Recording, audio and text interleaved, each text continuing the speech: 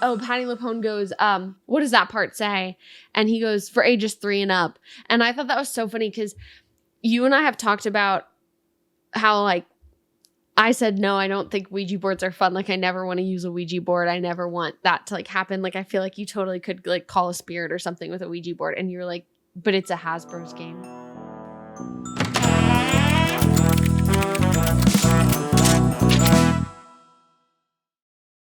Hi, I'm Alex. Hi, I'm Madison. And this is Welcome to the Writer's Room, the show where we analyze media in various forms and tell you why it works or why it doesn't. Today we're talking about Agatha All Along, episode 5, titled Darkest Hour, Wake Thy Power. Quick spoiler warning before we get into it. This is a Marvel property, so anything in the Marvel mythos, whether that be the cinematic universe, comics, anything else pertaining to Marvel at all is up for possible spoilers. You've been warned. Okay, summary. Here we go. 3, 2, wait, I need to think of a Latin word. Really don't have any more. 3, 2, 1, Sanctus. In the 5th episode of Agatha All Along, we take a dark turn. After summoning Rio in the last episode, the door between realms was left open, allowing the Salem 7 in. We learn they are the children of the witches Agatha murdered during her Salem time period. They now have formed their own coven with the sole purpose of seeking out and destroying Agatha. In order to escape, the witches use broomsticks to fly away and straight into the next trial. We're transported to the 1980s, and it's Agatha's time to be tested. They find a Ouija board and use it to summon a spirit who turns out to be Agatha's mom, Evanora. Agatha's mother says she will let the rest of the coven leave as long as Agatha is left behind. Most of them agree until Agatha is possessed by her mother. Alice, using her magic, defends Agatha. Agatha drains Alice completely of power, killing her. Teen is distraught and confronts Agatha, which leads her to say that he is just like his mother. Teen, using his power, controls Lilia and Jennifer to throw Agatha off the road, then sends the 2 of them flying as well. All 3 of them sink through the ground as we end on a shot of Teen, now fully transformed to his true identity, Wiccan. 1 minute. Yes. This was a fast episode. This was so fast, and it was short. It was like 32 minutes. Yeah, 32 minutes counting the credits, and there's like 6 minutes of credits. Wow. This was like a cartoon length of time for this episode, which isn't bad, but very different from what I'm used to. Yeah, I agree. Great. I mean, there's still a lot to talk about, though, so let's get right into it. Okay, so first it opens. It's this very creepy music. We have animals like creeping around in the forest and slithering. It's clearly the Salem 7. I felt like I got that. It was the Salem 7 like immediately. And they're saying Agatha Harkness and they're saying find her. And it's very creepy. And like they're all moving very creepy. Yeah. And they find the rock from the spell that they used to summon the Green Witch in the last episode. And one of the Salem 7 looks up and then we transition to Lilia waking up. Yeah, I thought that was really cool. I like knowing that the Salem 7 like turn into animals now. Yeah. I like that they're like super stereotypical Halloween animals. Yeah. Like foxes and snakes and rats and the, I just thought that was really cool. I feel like there are a lot of overt like Halloween references in this episode. Like later on we go into like an Exorcist spoof kind of thing. And it's just like, it seems very like surface level, which I thought was fun because they even like say a couple lines about it in the show, which I just thought was like really fun.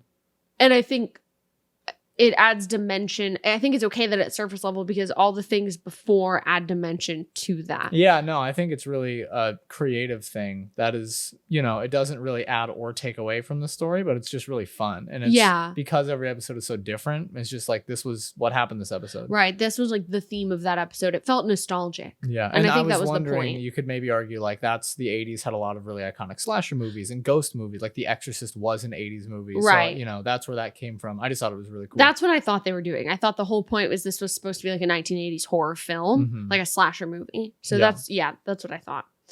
So Lilia wakes up and she's saying that they left the door open when they did the summoning spell.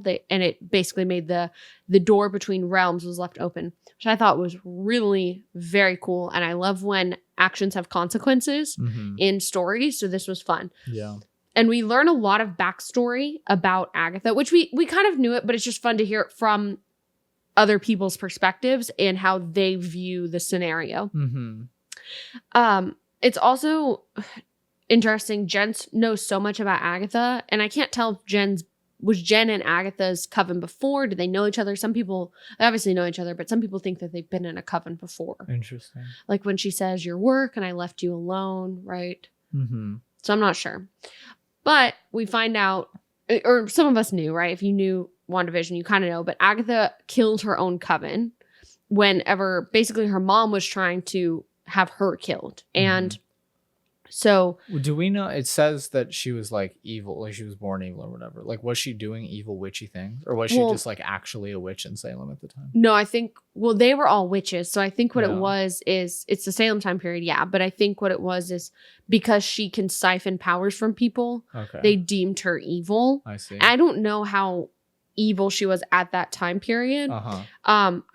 I think based on like what happened with her mom later in the trial and the things her mom has said to her, to me, I got that she certainly was not born evil. She was deeply misunderstood, and maybe her actions weren't like the holiest, but I don't think she deserved to be. She did trick them, I think, though, was kind of the point we learned in WandaVision. I think she specifically tricked them to try to get their powers. So maybe she was truly just evil. Who knows? I think that's the point, is that it is supposed to be nuanced. And it's like, well, was her mom treating her that way? Did that contribute to what she became now? I think is kind of what we're supposed to be asking ourselves.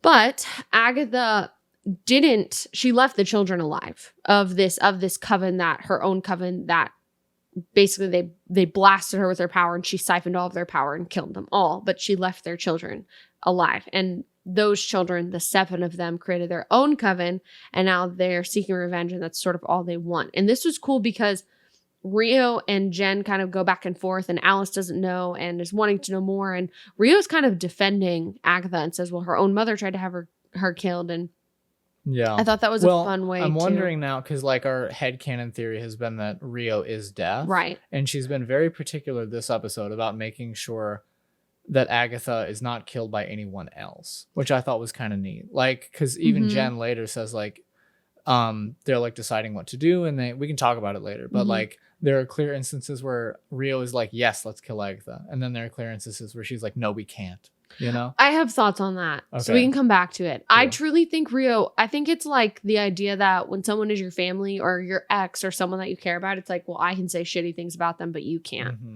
And it's like, of course, Agatha's ex-girlfriend hates her awful mother who was terrible to Agatha, you know? So I feel like that's what they're going for. I could be so wrong, but I have ideas on that later, but I think when we get to that part, I'll say those. Cute. I think the like opening this with almost like a cold open of the Salem 7 is cool, because now even the road is like dangerous. A chase happening, which I thought was really fun. I really liked the brooms. yeah. So they're like running, but they can't get away fast enough, and they're basically surrounded. So I don't know what he called it, a hex or something. And they're all like immediately when he suggested, which it's like just the fancy name for like, what if we use broomsticks? And they all immediately like, oh no, like we don't want to do that, right? Someone says it's a good idea, but and Lilia goes on this rant about like not liking the stereotypes and how it's like deeply like domesticated and like all these different things about what it means. And I think that's funny. I feel like that's possibly, she said that a lot throughout. She always kind of talks about how she really hates the negativity surrounding witches and in culture, but then she herself being like a fake psychic is so funny because she's upholding those stereotypes herself. But I feel like maybe that's what her trial will end up being about, something about that, because she brings it up every episode. But I thought it was neat. And another like cool world building touch is like we find out super quick that you don't just like grab a broom. One, having it be like tree roots and stuff is very cool. Makes it seem much more like real to me. And then they have this like, I don't know if they had to do this, but they did this like ritual where they like spun around and gave each other brooms. And I thought that was really cute. And like nobody explained that, but it was just like, okay, this is how you do that in this world. And I thought that was really well done. I thought this was a genius way so last episode we showed them bonding, right? I thought this was a genius way to open this episode of them bonding and having to do something that could only be done if they are together, to have it fully crumble and fall apart by the end. So I thought this was so strong. And it ends up, so they are having to do, like you said, the spell. And Agatha even says it's all about selflessness. And Allison Teen even, which was another really good setup for what's going to happen with Alice and Teen later in the episode. And they're the ones that switch brooms and do the hex together. And he's like, I get one. And she says, if I get one back. And it's like very sweet, cute. Very cute. And I at the end of the episode, I was like, I so should have seen that coming. Yeah. But I was just caught up in how cute it was. I didn't.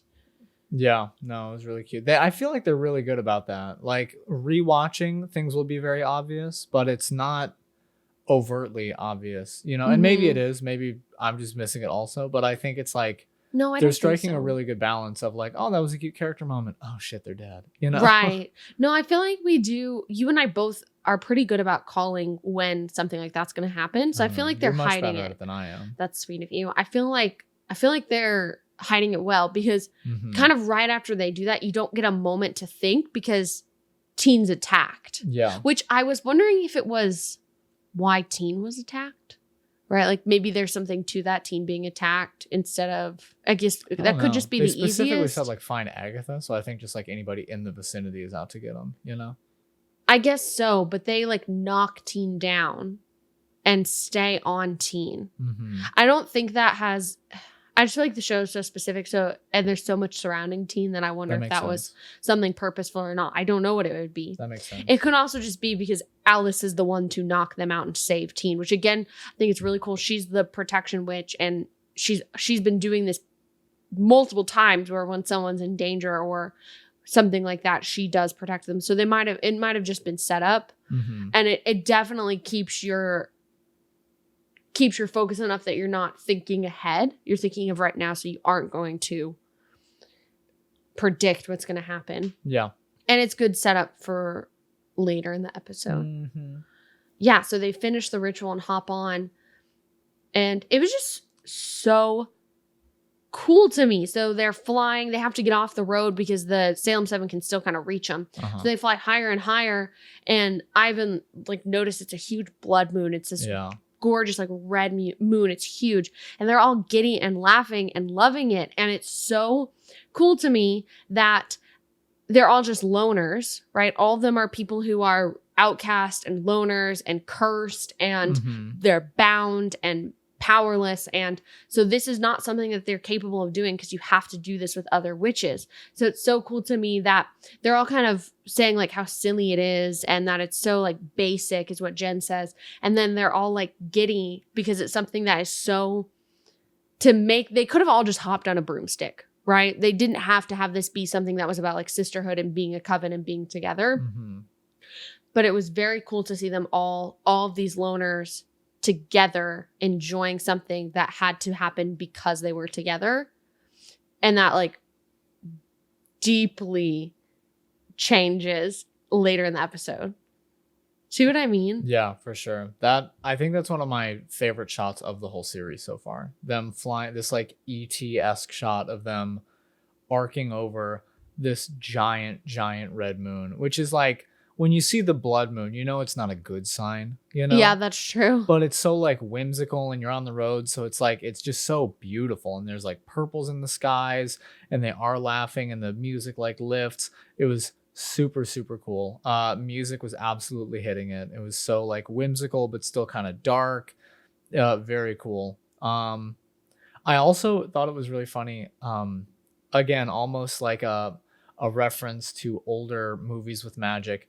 They had like minimal clothes ruffling and minimal hair, but they're like flying in the sky and their like hair stayed pretty still. And I thought that was really funny. That is funny. Like even Agatha, like long hair down, like it was just kind of down. And I thought that was really funny, like on purpose, but it made me laugh. Yeah, no, I think you're right. Cause it's supposed to give like a practical, magical sense. And they were talking as if they were in a room. They were like, oh, I haven't done this in so long. And I'm like, y'all are like 50 feet apart in the sky. Right? That's really funny.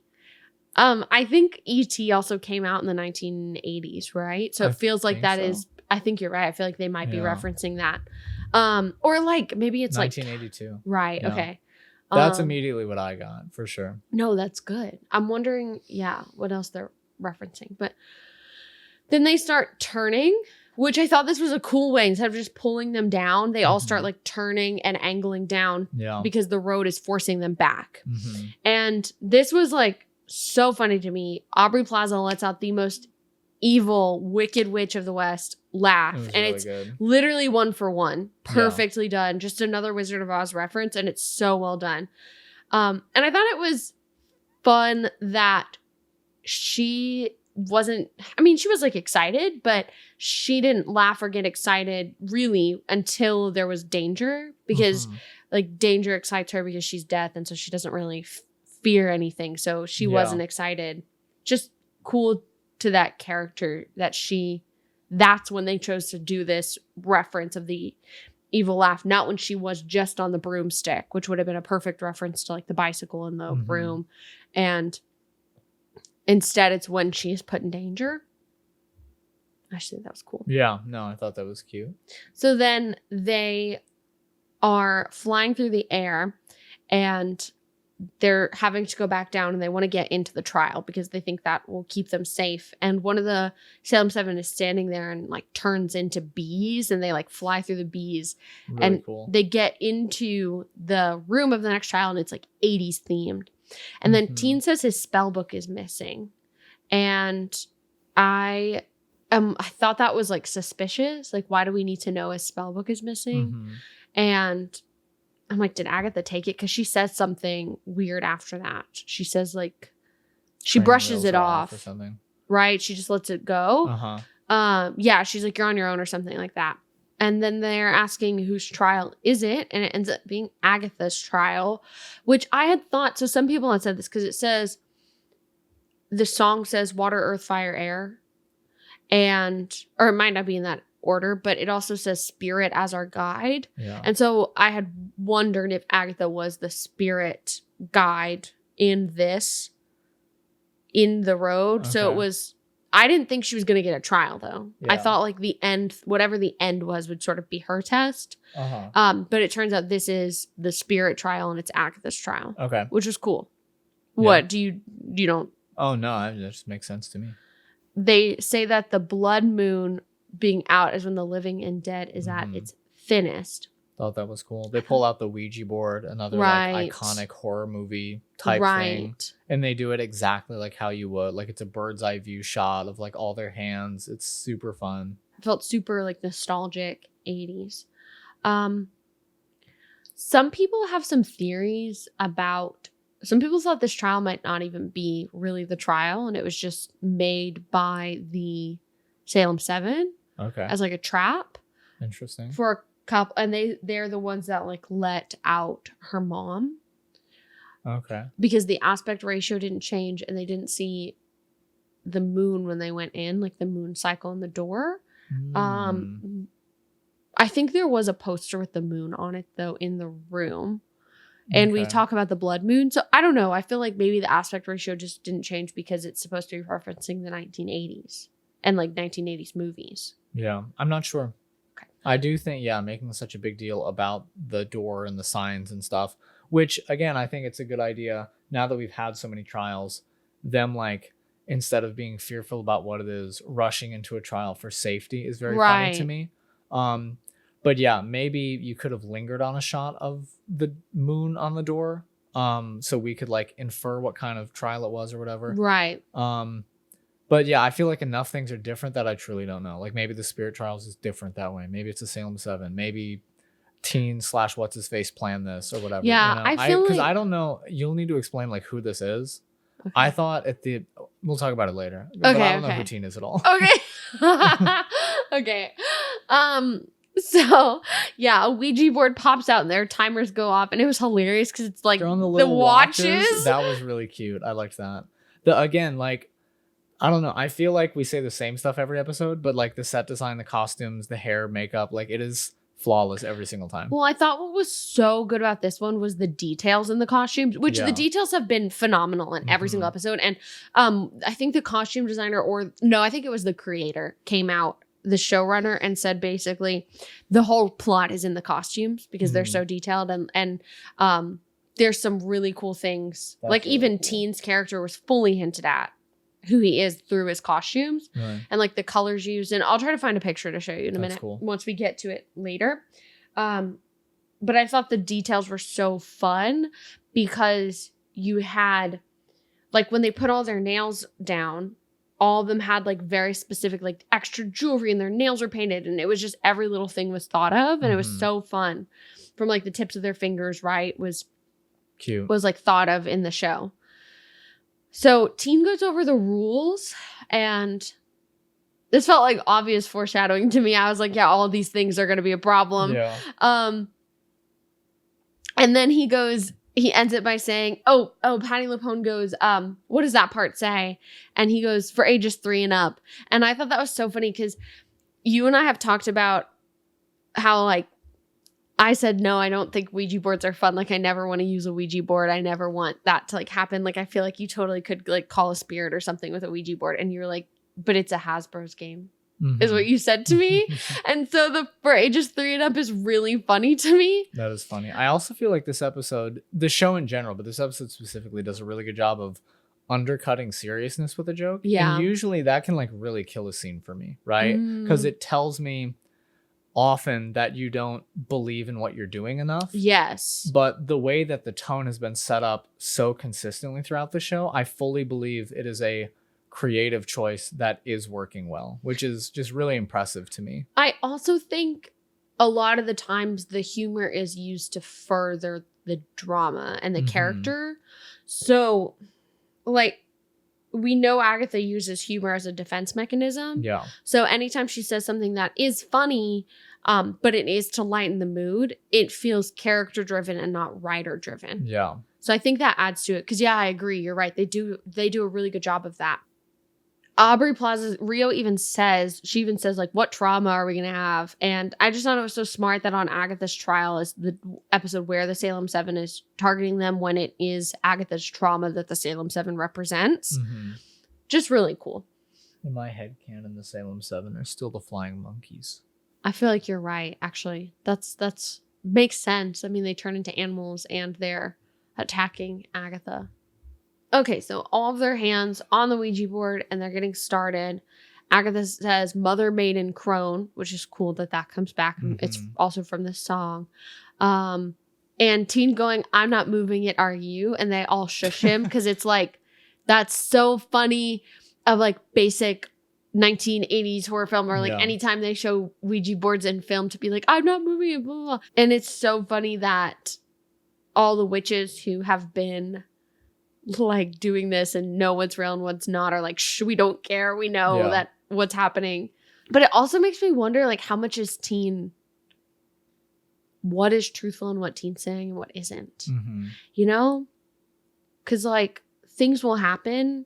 I'll be like, wow, that's so cute. And then I'll think about it later. Like when he was thrown through the window, it's like, that doesn't make sense why he was thrown through the window last episode because that's not what the curse was doing, you know? So it's like, did he do that, right? How much of this was him knowing what's happening and what's not? So even like in this moment, how genuine is he being? I feel like he's being genuine. I feel like he wants to know more. I think so. So they spell out Miss Hart and Jen goes, hey girl, feeling better. That was pretty good. And Alice goes, how's your face? And so Lilia says, no taunting, and her hands accidentally come off. And then Agatha like shakes and moves around and she like pops up and I was wondering when she did this, I was like, I feel like this is not real. This is definitely just Agatha. But it's still kind of creepy because she's being creepy. She's like got this big plastered smile on her face and she's like pretending to be possessed by Miss Hart. And Teen feels like he believes it and they're like, no, it's just Agatha. So then they try again.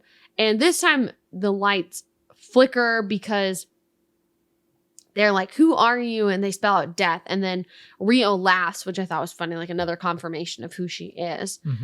And Teen says, we're not supposed to ask about death, but they don't really care. And they say, what do you want? And it spells out punish. And they say, who? And it's Agatha. And it's going over and over and over again. Agatha, Agatha, Agatha. And they're saying, stop, stop, stop. Like papers are flying everywhere, and her hands come off. And Lilia says, I hated this the first time. Is that right? Is that where she says that? Which okay. Who knows? Because is that when... Maybe they have to do something like this again in the future. She's like, I hated it like this time, right? Like this could be the first time, you know? Is this where someone says at one point Lily is being weird again? Is that where someone says that? I think so, Somebody right? somebody said something funny right after that line. She was like, I hated this the first time. And somebody was like, Lily, what are you talking? Or something like That's where funny. it was, yeah. No, I think maybe she was having a vision. Mm-hmm. And because then someone says like she's being weird again, which is her vision. I clocked that as a vision. Okay, perfect. And so then things are like getting absolutely wild. Yeah, the last like 10 minutes of this episode really like fire up. Right. They're like, what do they want? What do they want? Like, why are the spirits? And Jen like basically is like, they told us punish Agatha, and she's like ready to do it, and everything stops, and they just basically turn on her. Teen is not okay with it, and Jen even says familiars don't get a vote, and they all have weapons, which is so funny. This to me was like so classic 1980s like horror film. It reminded me almost of like the newer movie that's come out that's like Bodies, Bodies, Bodies. Have you where they're all kind of like trying to figure out who the killer is, but they've all got these weapons, and they're like they've turned on Agatha, and even Rio has too. And my thought process is that Rio is really powerful and she thinks this is funny. I think at any moment with this scenario, Rio could have stopped everyone there from killing Agatha. So there's still no danger. And she feels that way. So I feel like she, in this moment, was never going to kill Agatha, but she thinks it's funny to mess with her. Right? And would have gotten right up to whatever they were doing. And then she could have pulled the plug and stopped it at any moment. Is kind of why I think that's why Rio flips on a dime in that scenario. Okay. Do you disagree? No, that makes sense. So then Agatha disappears and the lights go out and they hear breathing and look up and see Agatha possessed, and she's all like evil looking. But it was kind of scary. It was kind of scary, but again, it was like practical. It was more practical looking. Super like Exorcist looking. Right. They did the like crawl on the floor backwards thing, all these like high-speed slow-mo shot things. It was just really fun, and you're like, yeah, okay, yeah, for sure. Or even just her being like on the ceiling and them looking up. That's so classic horror film. And they even at first think she's faking it, but when she goes to attack Teen, that's kind of how they know she's not faking it. I thought that was cool. And Jen even saves Teen because she basically pulls Agatha onto herself and tells Agatha. And Lilia's being smart turns the lights on, and Agatha disappears again till a ghost comes out. And Rio says she hates ghosts, which is funny to me. I guess it's because it's like cheating death. Yeah.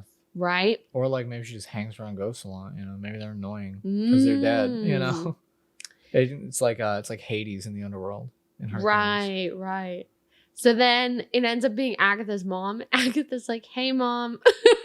That was funny too. I thought that was really funny because she's like, "I've never been closer to you than you when you were in my body." Yeah, that was so funny. You're embarrassing me in front of my friends. It's just funny. Like this actress can really pull off these lines really well, and it's fun. They talk about how emotions tie them to this plane, tie ghosts to this plane because of unfinished business. So they say, "Let's finish it." And Agatha's mom wants them to leave Agatha and go on without her, but Rio absolutely says no. And Jen even kind of calls her out about how like a second ago you were ready to kill her. And I really do think that it's like it's okay for someone you care about for you to mess with them, but it's not okay when it's someone else. So she was not okay with. I just think Rio understands the full trauma of her mom in that scenario and is not okay with it. Gotcha. It's like for Rio, that's important too, that Agatha's mom doesn't sort of get the upper hand on her. You know? Yeah. Do you disagree? I don't know. I was reading it in like, I don't know if because the wording was Agatha would stay with me. So not necessarily that she would die, that she would be in this like limbo road place. And to me, that's like a confirmed not kill, which like death would not appreciate, you know? Okay. And I do fully see this being, if it is like, no, I need to be the one, or like I need to see her like die, at the end, she'll be like, I'll protect you or whatever, something like that. Like I fully believe that's going to happen. But I was reading it more that way. Okay, I got that too. But I don't know. I feel like it is this. I feel like it's more this, or it's both, or we're both wrong. I don't know. Wow. That's kind of that's how all the options. That's how I took it though. So, and especially because what happens next is Agatha calls her mom up to her and she's like, why do you hate me? And her mom says, you're born evil. I ought to have killed you the moment you left my body. And to me, that was cold. It was horrible. It was awful. It was like the meanest thing. And so I feel like Rio understands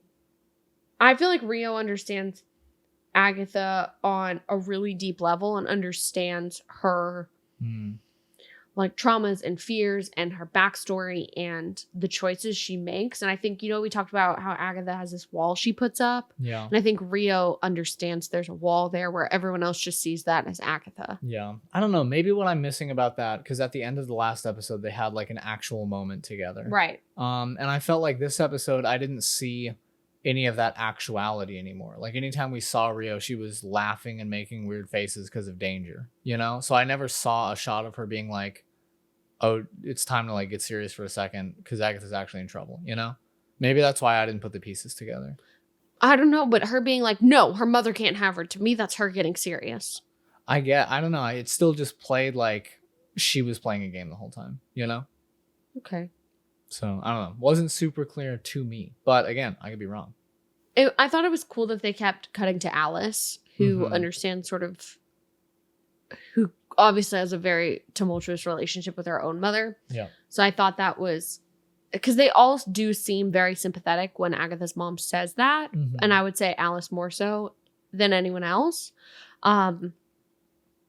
Because Jen, being that sort of survival that person, says, let's go. The only danger to us is Agatha, which I don't know. Agatha has been pretty awful. So I can't really fault Jen for this. Yeah.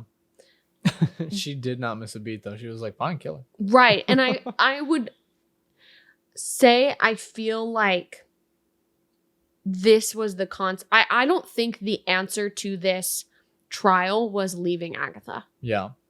Right? I don't think that was the answer at all.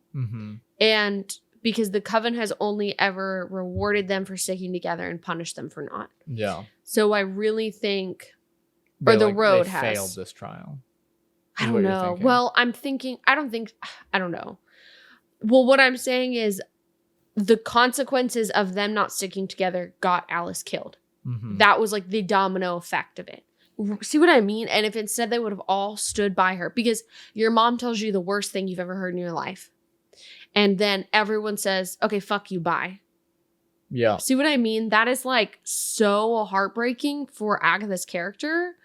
And I don't think that was the answer. I think that was the test. And I would guess maybe Alice protecting her helped them get out of the trial. See what I mean? Yeah. Well, because then Agatha gets possessed again and Alice uses her powers. She throws her powers at her and Agatha starts absorbing it. And Lilia and Jennifer kind of like stand there. But Teen tries to help. And I think this moment right here is the Alice don't vision Lilia had before. That's what I think that this was right here. That's good, yeah. This whole thing with the Nicholas Scratch part. So Teen goes to the board. He says, who are you? And it spells out Nicholas Scratch.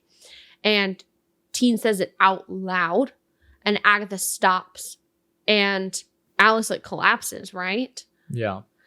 And Agatha stops like draining her powers because hearing Nicholas Scratch. Yeah. Which I don't know, because was that the answer to the trial too? See what I mean? I definitely think part of it is Teen saying the name Nicholas Scratch 100% confirms that he is not that because of the sigil. He can't say his own name. Yeah. That's not who he is because the sigil's on him. And I think that is another sort of like nail in the coffin of Agatha turning back into this villain who all the growth she's had, even the tiniest bit of what she's had going forward, being sort of reversed at the end of this episode. I think this was another like tick of These that. are like pits of despair in the hero's journey. Right. Like all of these things of like her mom and Salem 7 coming back, everyone trying to ditch her and then finding out like, well, Teen really isn't my kid at all. Like I know he's not. And maybe she knew that to begin with. But I think there's a difference between truthfully knowing something and wishing it anyways and it not being confirmed so you still have hope. Yeah. And this like absolutely confirmed it. So Alice falls to the ground and Teen tries to save her, but it's basically too late. Yeah. And Agatha really just... cool effects on her face. Like she's all like shriveled and Right. like literally drained. It's very cool. It is very cool. Agatha leaves and Rio just watches. And Agatha goes out and we see this like tiny bit of orange power. And to me, it looks like it fizzled out. Yeah, like it couldn't be kept for a long time. Which I'm like, it wasn't worth anything, you know? And maybe that's not true. I don't know. But she doesn't to me, use it's it. like it's like just that's like the start, right? Because she had no power, now she has a little, right? So it's like step one of the uphill if the following stuff wasn't supposed to happen, you know? Yeah.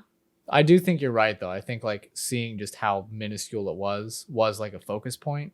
Okay. I don't know. I don't think that it's supposed to imply that Alice didn't have a lot of power, but she's a protection witch. That's not really her specialty. Yeah, like Alice is just like one person though, right? Like Agatha's at her strongest when she's absorbing like dozens and covens worth of magic, you know? Yeah, okay. So the door opened when he said Nicholas Scratch, and Agatha stopped taking the power. So do you see? It's all about like confronting yourself and like looking inward. And to me, that tells me Teen being the one to say Nicholas Scratch meant Agatha fully like cut the idea out that he could even remotely be Nicholas Scratch. And with that realization and that understanding of letting go of this wishful thinking was what opened the door. That's what I would guess. Interesting. Because what else would it be that solved the trial? Yeah. They were going to leave her. And it didn't end when they were going to leave her, you know? So he says Nicholas Scratch, the ladder pops down. I assume the boy voice of Nicholas Scratch is like, Mama, stop, or whatever. Right. Then Agatha goes up the stairs, right? Do we see what she does there? She goes up the stairs. That's the exit. Oh, okay. Yeah, I don't know. Maybe like what should have happened was like she confronts and tells everybody like what truly happened, like how she like sacrificed her son or something, and how she's like having to deal with that, you know? Yeah. Because it's all the trials have been like a physical thing plus a like emotional, some sort of mental overcoming, right? Right. Like last Alice had to like literally beat the demon, but also like believe she could do it, you know? And like come like now this whole like relationship with her mom is like not behind her necessarily, but like there's a new chapter of it, you know? You know, and we didn't see a ton with Jen's, but we saw like the doctor guy she keeps talking about, and she like at least a little somehow like overpowered it and like convinced herself that she could do the potions because she had that whole meltdown, and then Agatha helped her, and she believed she could do it and figured it out herself. You know? So I really, which is neat because Agatha helped Alice too. So like this is even better to have Agatha's downfall when like nobody was helping her. They were all wanting to kill her, right? Exactly. That's so good. You're right. Because like that's why I feel like the road was more punishing them than helping them. Like I don't I think if they tried to walk out the door, they wouldn't have been able to. Yeah. And I don't know. Yeah, that's true, because for all Agatha's done negatively, she still has positively impacted what's happening. Because you're right, she did push Alice and push Jen to get out of those rooms, to get out of those trials, and no one was there to push Agatha. They just wanted to leave her. And I feel like anybody in her situation would do what she did next, which was just sort of like turn back into who she was. Yeah. Right? Which we've seen before. Right. You know, it's like that is not out of left field for her to do. It was just a more extreme version of it. So Teen goes to confront her and she literally says it was an accident. I don't know. Do you believe her? I don't know. Because I was thinking like super heightened emotion, all your traumas confronting you in the face. Like it probably feels super good to steal somebody's powers. Right. So I do feel like in a blind moment of ecstasy, like if somebody blasts her, she is just like, you know?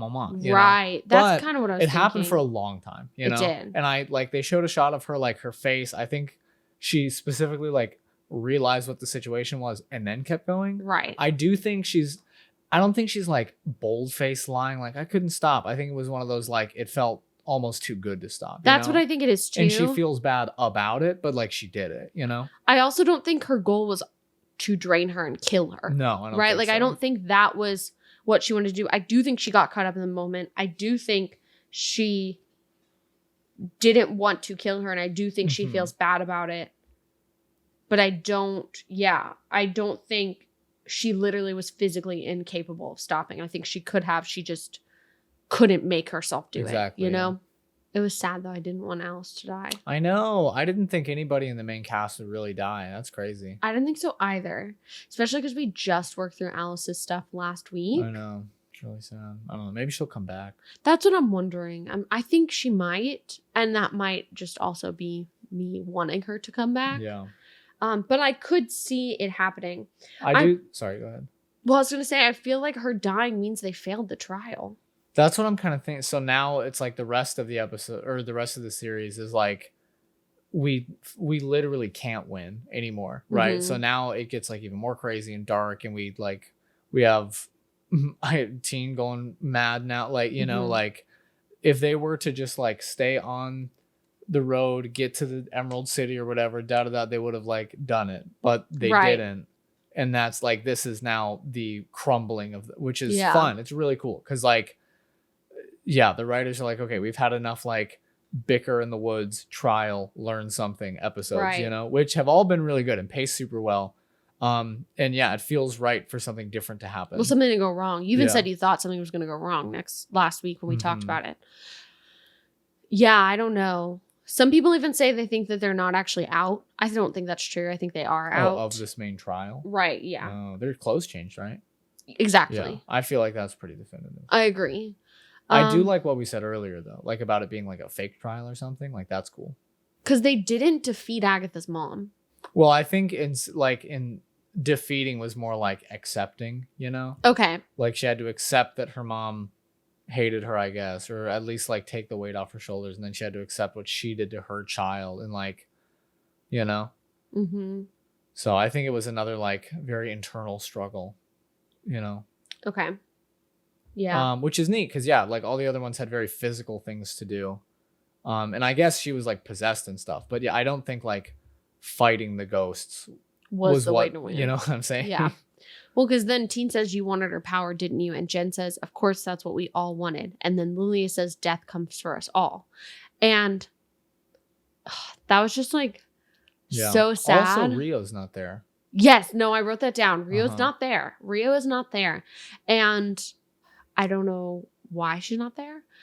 She could be like 10. Some deathy thing to Alice. She could be. That's what I was wondering too. It was just really sad to see all of their character growth and everything they did just like absolutely crumble. It feels right though. Oh, it feels perfect. Like this whole time I've been worried that we were going to get sort of like a liar revealed arc of some kind. And it's sort of like what it is. Like everybody's like, oh, this is the real Agatha, and like Teen's thing is happening right now. But it's not bad. This feels like the right turn. This feels like the right point where this is episode 5 of 9. Yeah. Yeah. Like we're in the pits of despair. Now we have rebirth next episode. It's going to be great. Exactly. And if you don't know what he's talking about the hero's journey. Also seen on our intro sequence. So I think this is the right choice. Absolutely. We don't need 2 more trials that go perfectly correct, right? We needed them to fully especially because at this point I fully believed like they're the A team, like they like they bicker but like, oh, they love each other, they're a family, they'll do anything, you know what I'm saying? Right. So for this to happen now, it's truly like, oh, that that weighs on me, that really sucks, because like they had so much built. No, I think it wouldn't be impactful if they didn't have all of it built up before. And I don't think it's a negative thing. I think this is like perfect. It just is. It's sad. It feels sad because Teen says, so that's what it means to be a witch, killing people to serve your own agenda. No, not for me. And Agatha laughs. And this is like when the like real flip switches. And I think this was just the next moment of like, even Teen, she's lost Teen now too. Even if she wasn't his son, or even if he wasn't her son, She's lost him too. Yeah. And it's like this standoff moment. And she's like laughing and she leans into his ear. And it's crazy because this is her physicality. She looks like a different person. Just from how she's like morphed her face. It's insane. Yeah. And like just so clear. And she leans in and whispers, "You're so much like your mother." So how did she find this out? Like, did she have her magic back and she can read other people's magic? Did she steal the spell book and he has his like name written on the first page? Like, how did she like click that?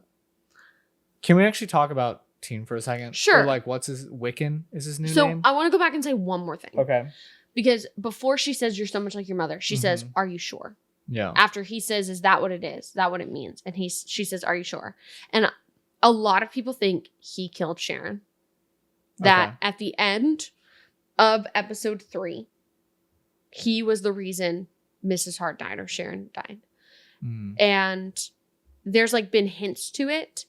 Agatha in episode 4 when he was like, winked. Right. Yeah. He's burying her and she's like, "I didn't know you had it in you." And he was like, "What are you talking about?" She winks. And I could totally see this because he knows they need an actual green witch. And the way to make that happen and the way it did happen was her dying. So, and she did kind of endanger them.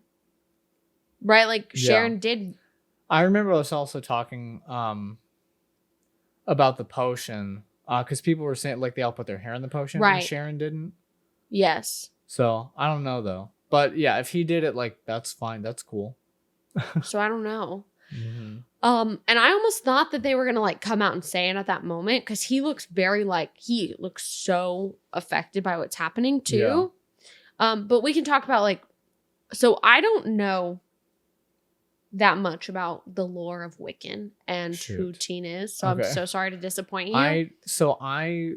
When like the first episode or the second episode, when we saw the M across his face, I was like, oh, it's probably like Wanda is what I was assuming.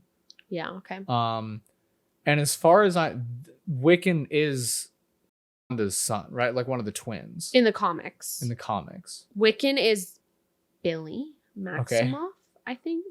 Okay. And because and even if I don't follow the comics or anything, and I don't know who Wiccan is, but when they zoomed out and he had the blue powers and the crown that looked like one, I was like, okay, that solidifies it to me, the casual viewer. Yes, absolutely. I only know what the fandom has says. Fantastic. That's all I know. We get our sources straight from Reddit. Right. He's the lost son of Wanda Maximoff. Wow. And yeah. And he is, I think, Billy. I know he has pretty much all the same power she does, right? Well, we saw him be really fucking strong at the end of this episode. Like literally possess people like it was nothing. You know? Yes. I like the blue color. Yeah. Well, that's another thing is like Wiccan's powers are blue. So his power being blue was another indicator. Yeah. So do we know where on the like moral compass Wiccan lies? Like what is his MO? Is he trying to take out Agatha for like hurting his mama? His mama? I don't know. Interesting. So I'm just gonna go right to Wikipedia. Okay.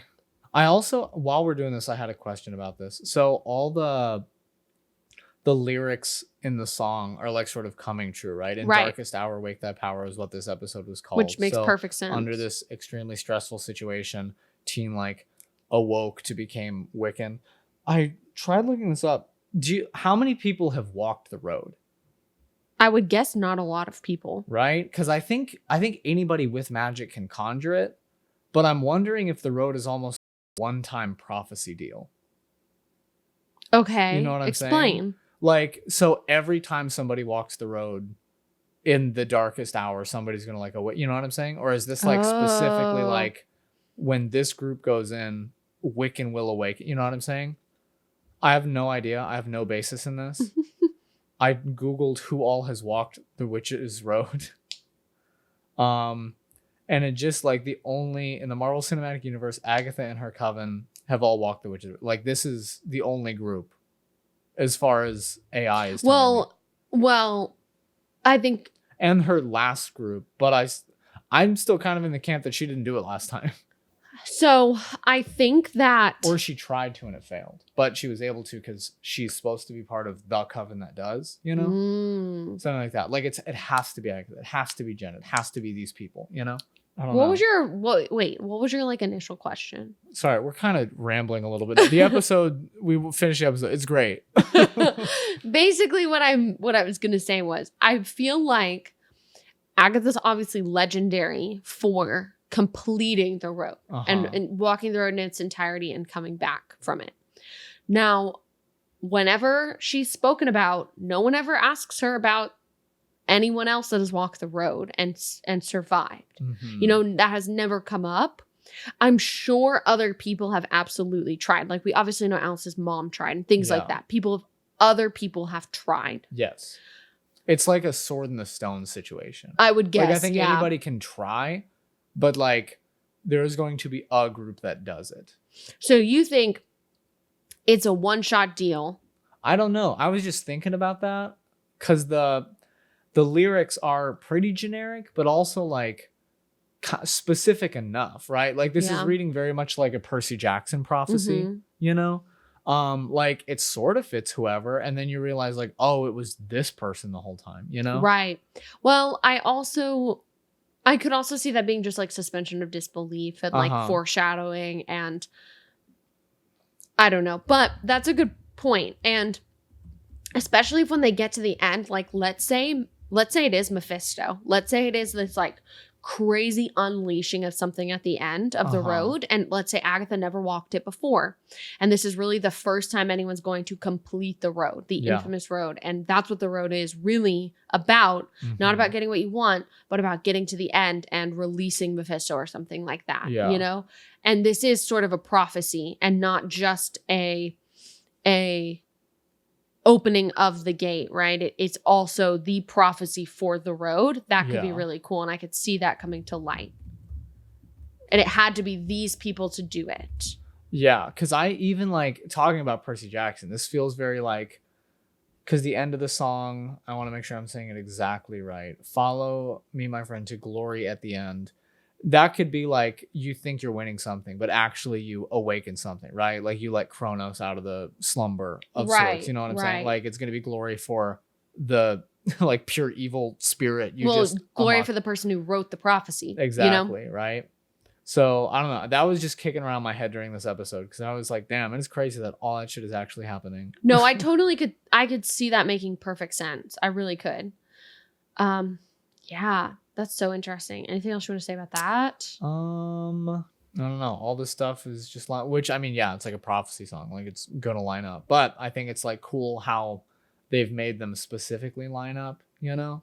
Because I also do think it is vague enough to be not that. So like darkest power awake or darkest hour wake thy power can just also sort of translate to when you're backed into a corner in the worst situation, you are going to pull out your power the strongest you can. And then like it's other stuff like this is the second verse. Marching ever forward near thy wooded shrine. That's fine. I strain out from the path. I hold death's hand in mine. So that could be like oh, you're constantly about to die, or death is literally with you. Rio, Then primal night giveth sight, familiar by thy side. Now familiar could be like somebody familiar to you, or they keep referring to teen as their familiar, like this pet, this thing, right?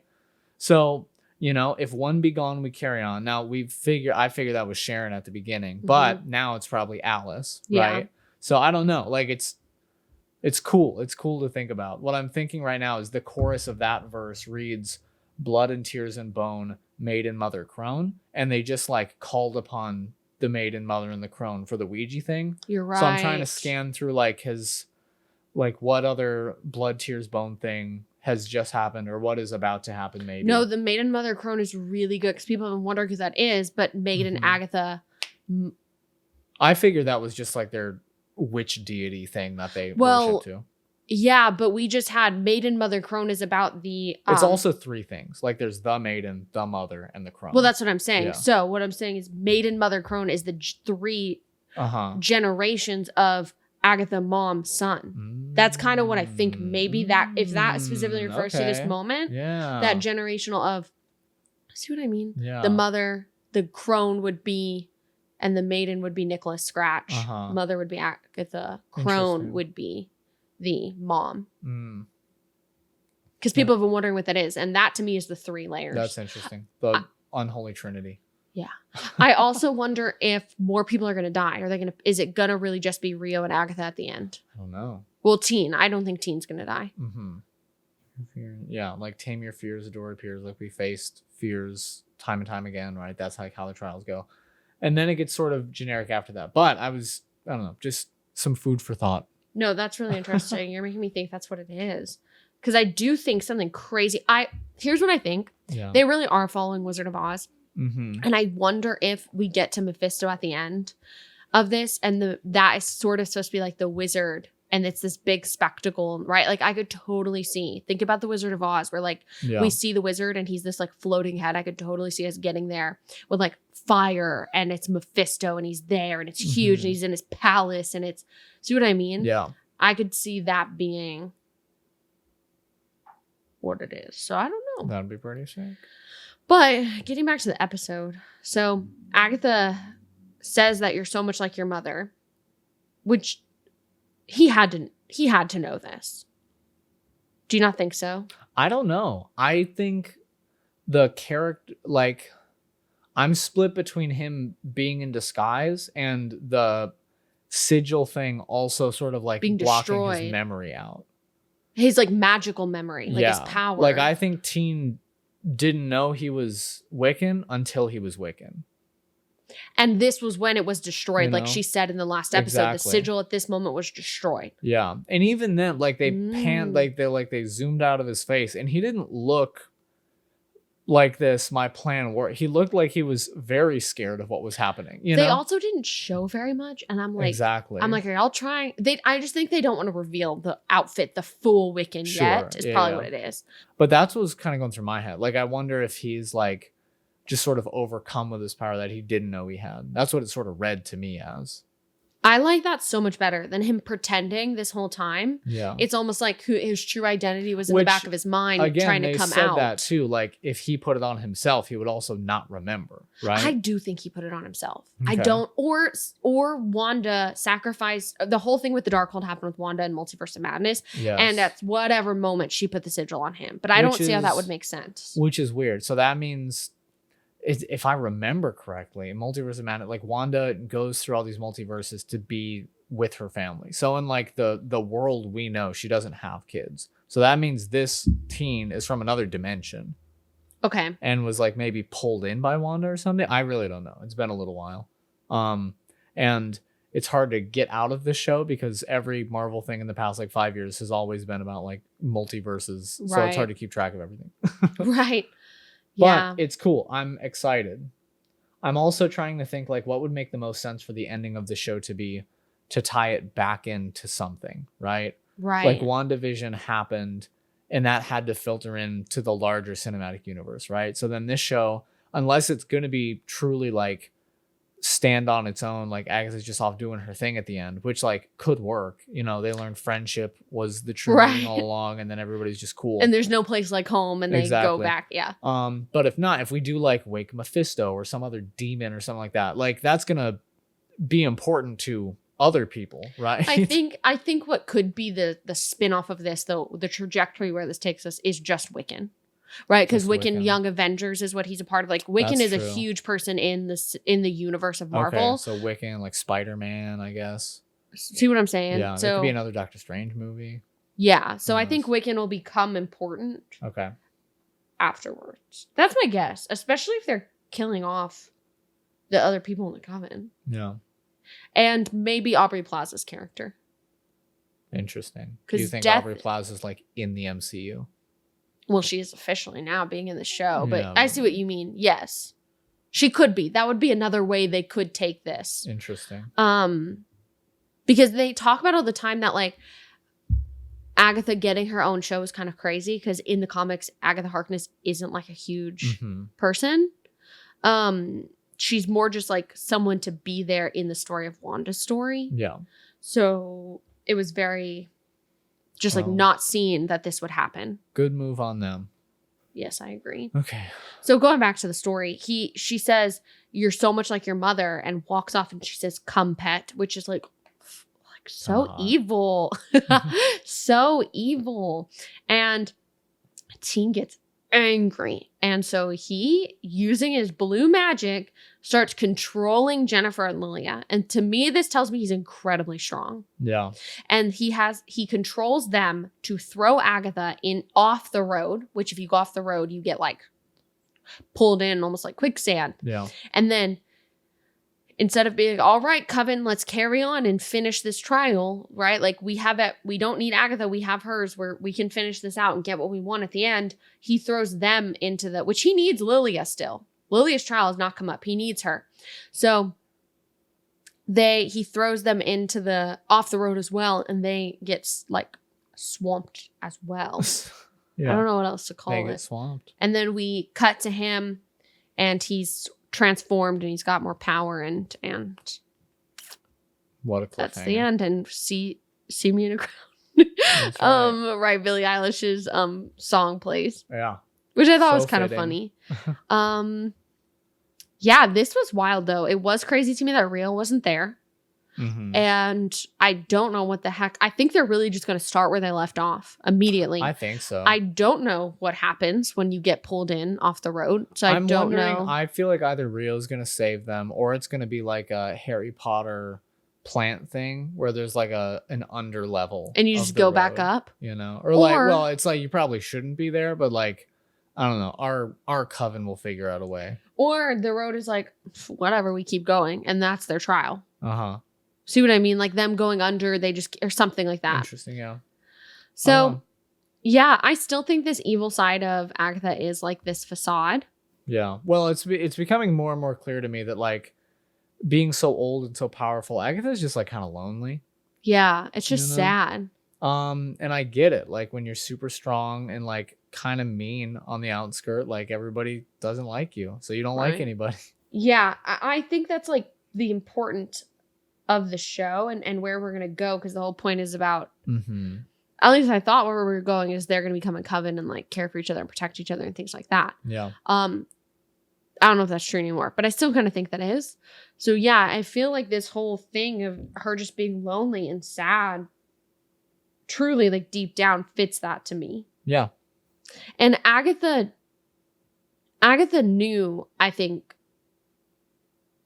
that Teen had more power than he was letting on, at least. Mm-hmm. I don't know how much else she knew. I think we're going to get a lot of answers the next episode. Okay. Yeah, I think so too. I think this episode, the big drop needed to happen and a big reveal of sorts. We got a couple reveals.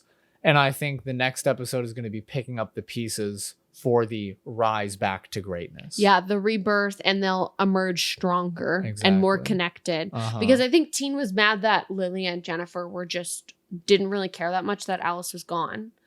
And so I think that's why he took it out on them as well. Mm-hmm.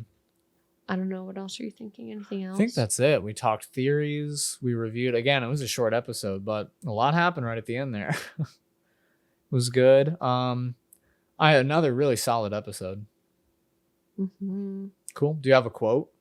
So this one is when they're talking about Agatha's backstory. She says, "The moral of the story, kids, is always finish what you started. Also, mercy is overrated," which I think is funny because like 5-10 minutes later when they're all like, "Let's kill Agatha," her tune's completely different. And especially because she's talking about how like we should have killed the kids.